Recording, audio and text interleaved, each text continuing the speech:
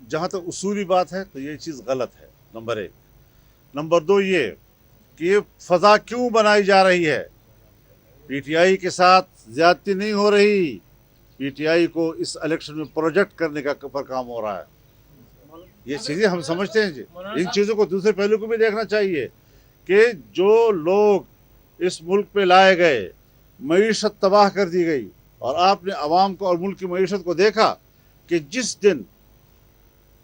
दिन अदालत ने उनके हक में फैसला दिया, अगले दिन हमारी स्टॉक एक्सचेंज -500 चली गई, -500 पे चली गई। जब कल उसके आगे 2 दिन के बाद फिर दूसरा फैसला आया कि नहीं, नाअहली बरकरार रहेगी, हम 1500 प्लस पे चले गए दोबारा जी।